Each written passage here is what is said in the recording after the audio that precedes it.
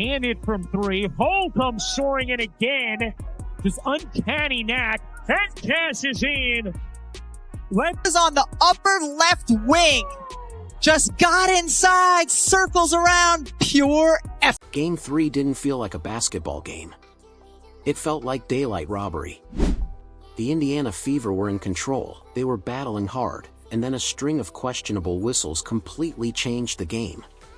Suddenly, the Las Vegas Aces were living at the free throw line, Aya Wilson was throwing elbows, and Aaliyah Boston couldn't even get a fair review on a crucial play. Everyone inside Gainbridge Fieldhouse saw what happened.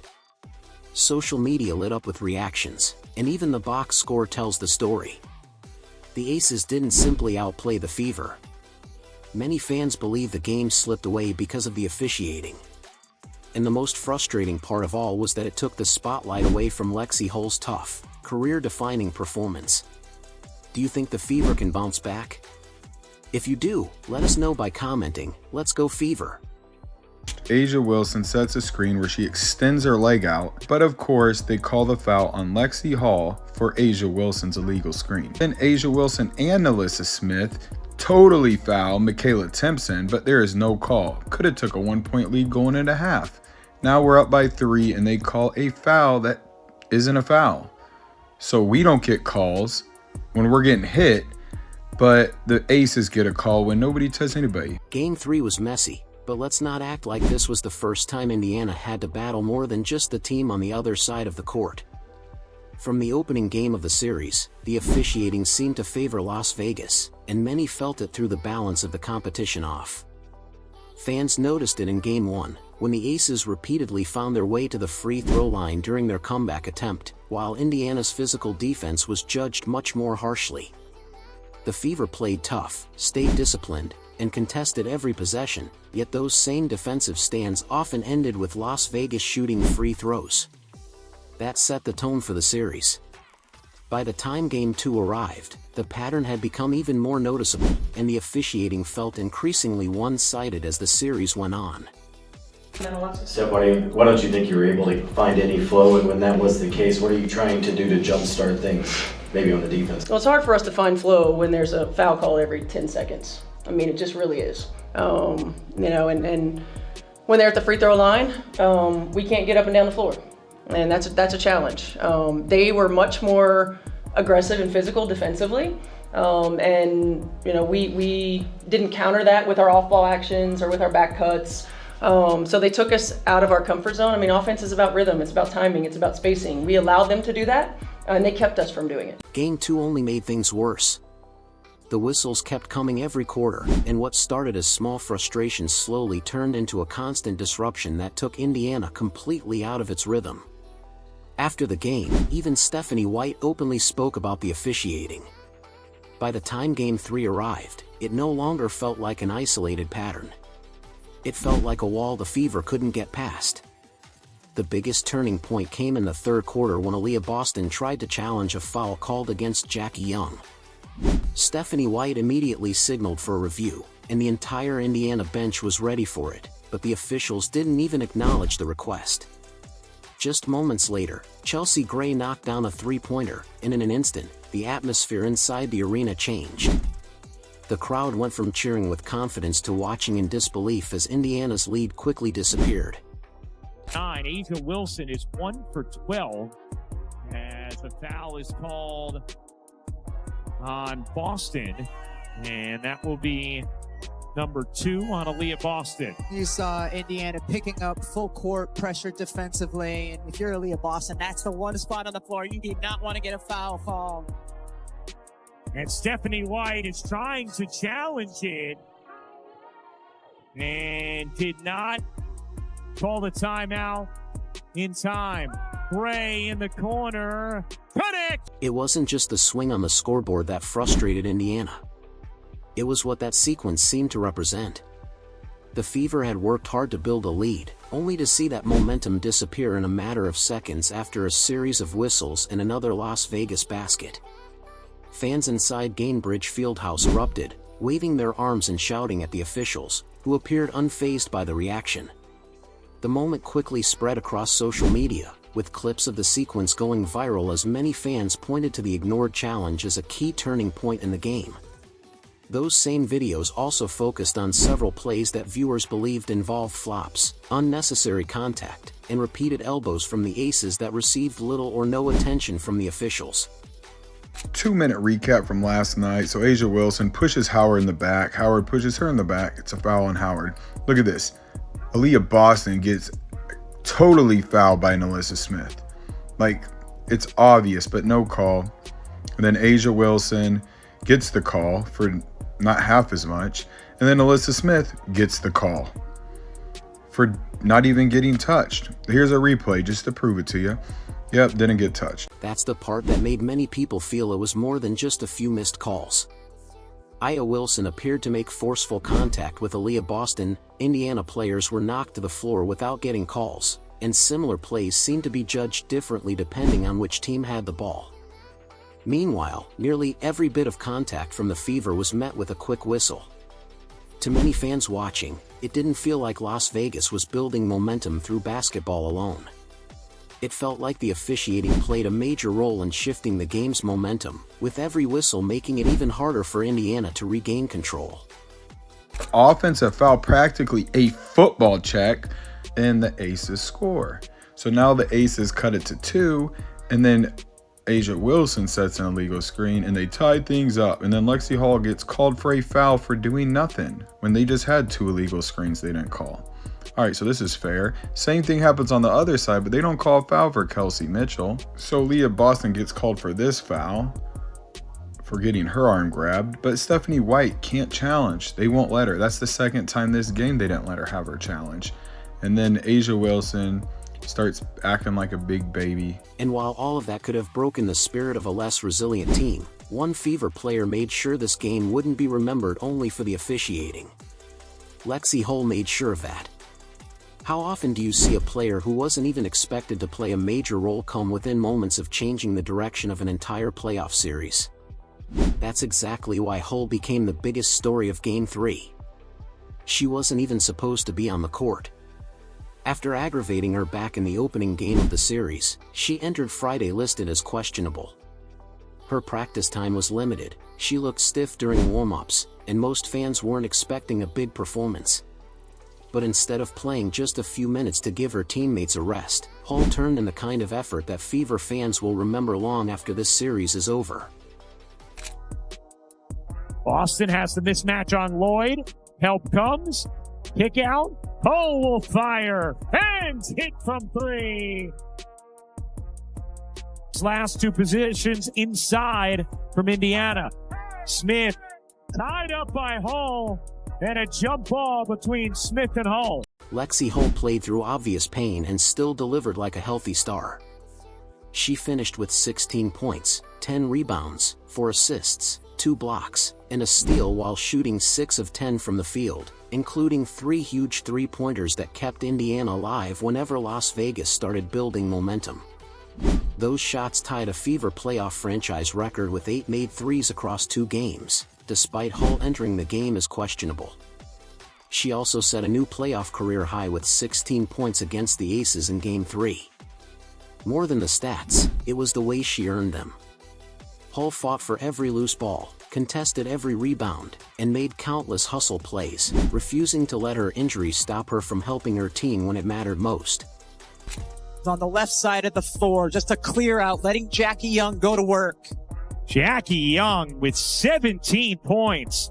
Boston to the corner. Hull catch, fire, and hit. Correct call. Evans dishes. Ray whips a pass inside. What a denial from Lexie Hall. The Hull able to save the play. 12-point game, a little under 2.5 to go. Hull hits Indiana's first field goal of the quarter. There were several moments when the cameras caught the pain on Lexie Hull's face. Even so, she kept battling in the paint, boxing out bigger players and chasing rebounds that looked headed to the Aces. She dove across the hardwood, fought for loose balls, grabbed tough rebounds, and still managed to knock down big shots. Every hustle play gave Indiana a spark just when the game seemed to be slipping away. Even as Las Vegas kept getting to the free throw line, Hull refused to let possessions end without a fight, giving the Fever another chance. That's why the crowd connected so deeply with her performance.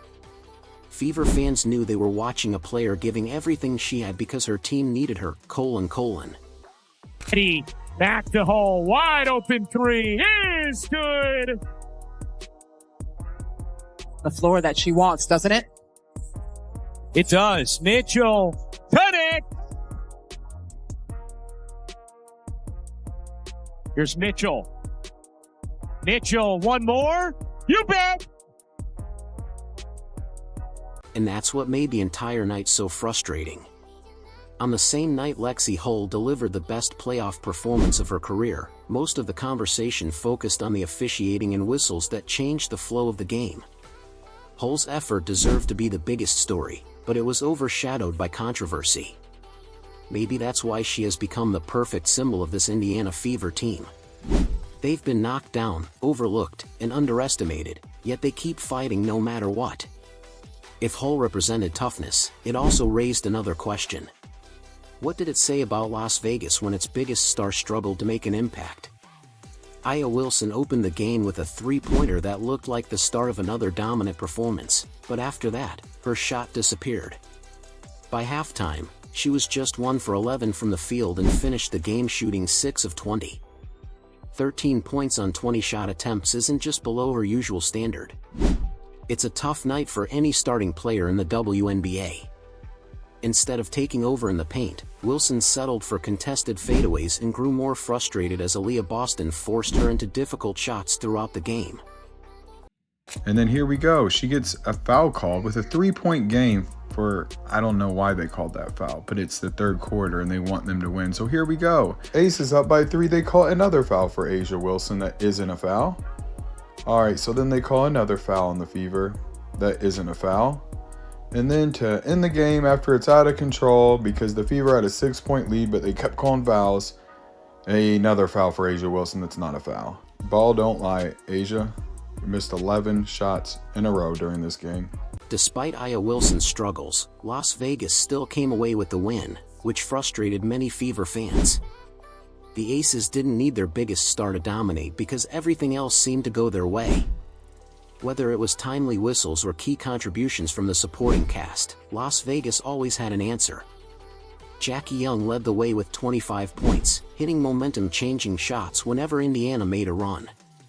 Chelsea Gray added 15 points with several tough baskets, while Melissa Smith made important plays on both ends when the Aces needed them most. Even with Wilson struggling, the rest of the team produced enough offense to stay in control. What made the night even more frustrating was how it was discussed afterward. Much of the focus shifted to Wilson's rebounds, blocks, assists, and Las Vegas depth, instead of why she struggled. Aaliyah Boston defended her relentlessly, taking away easy looks, denying space, and forcing contested shots all game. When an MVP shoots just 30% on 20 attempts, that's not simply an off night. It's the result of outstanding defense, and Boston deserved far more credit for her performance. 2 as well. Here's Hull. Working behind Boston. Boston was open. Great take, and Boston lays it in. At the same time, Wilson still made her presence felt physically, though not always in ways that earned praise. There were elbows in the paint, aggressive box-out battles, and heavy contact involving Indiana players that many fans believed deserved closer attention from the officials. Even so, Las Vegas continued to benefit from the flow of the game. Afterward, Becky Hammon argued that Wilson wasn't getting enough calls, pointing to the fact that she attempted just 1 free throw in 38 minutes. But many Fever fans saw it differently. From their perspective, the Aces had already benefited from a clear free throw advantage throughout the series. When one team has consistently earned more trips to the line, complaints about officiating become much harder for the opposing fan base to accept. I thought she got hit a lot tonight. To shoot 1 free throw in 38 minutes. I know they told me not to say anything, but I can't. The biggest takeaway for Indiana was that they managed to slow down Aya Wilson. They did what every team hopes to do against one of the league's best players, forcing her into difficult shots and limiting her efficiency, yet they still lost.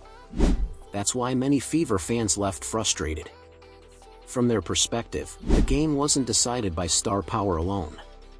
They believed key whistles in crucial moments helped Las Vegas stay in control whenever Indiana started to build momentum.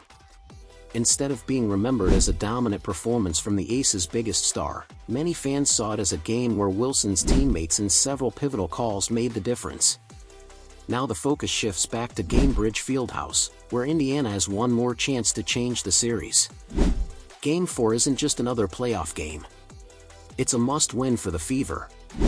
Trailing the series 2-1, battling injuries, and facing elimination, Indiana knows another loss would end its season, making every possession more important than ever.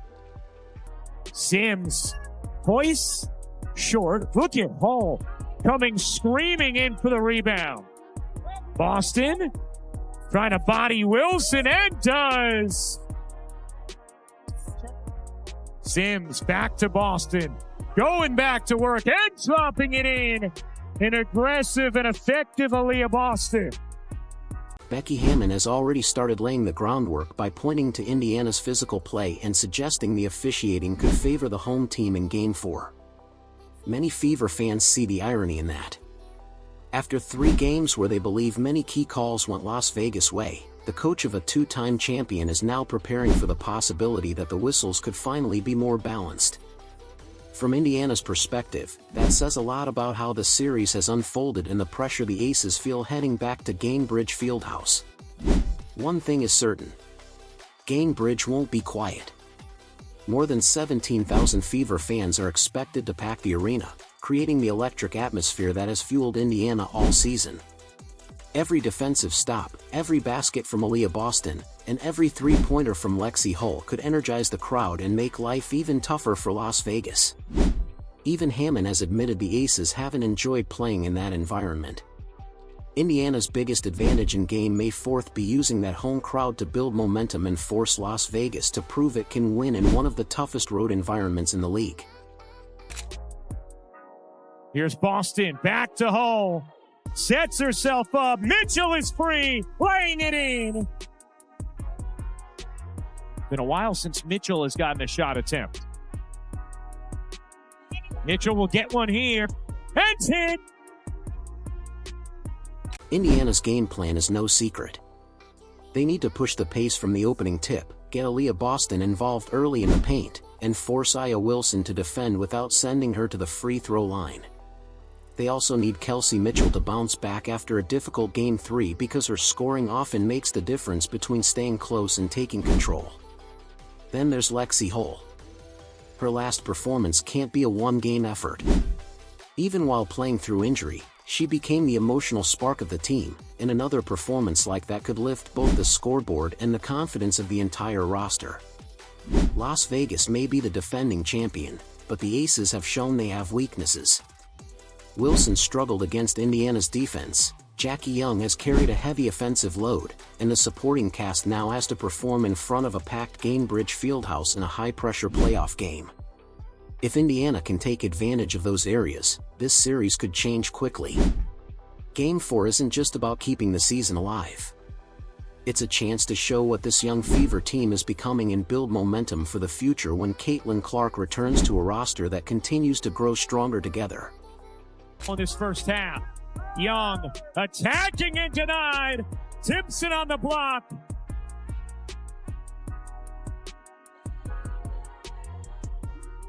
Hull needs some help.